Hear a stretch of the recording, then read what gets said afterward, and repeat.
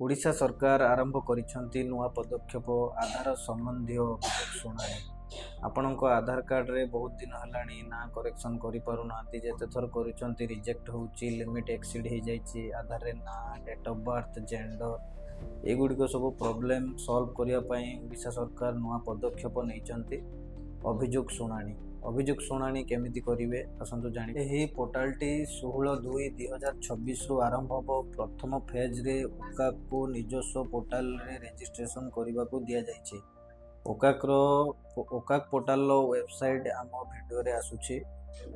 एही लिंक ऊपर क्लिक करिवे आपण आपणकर रजिस्ट्रेशन करेबे। कोन प्रॉब्लम अछि आधार रे, ना भूल अछि कि डेट ऑफ बर्थ भूल अछि कि जेंडर भूल अछि, जहाँ भी प्रॉब्लम अच्छी सेठी आपण एंट्री करेंगे। एंट्री कर सारा पर आपणकर रजिस्ट्रेशन सक्सेसफुल हम।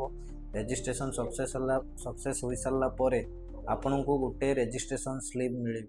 से स्लिप नहीं आपण ओकाक ऑफिस जावाक पड़े। ओकाक ऑफिस जीवार समय होउची प्रत्येक सोमवार सकाळ 10:30 रु आरंभ हो। सबुदिन हो पारिबो नाही, प्रत्येक सोमवार को सोमवार अभियोग शुणाणी रही था। ओकाक रो एड्रेस होउची तळ महला, ओकाक टावर, पठाणी सामंत प्लानेटोरियम, आचार्य विहार, भुवनेश्वर। आपण एही एड्रेस रे जाई आपण आपणक आधार रो संशोधन करि परिबे।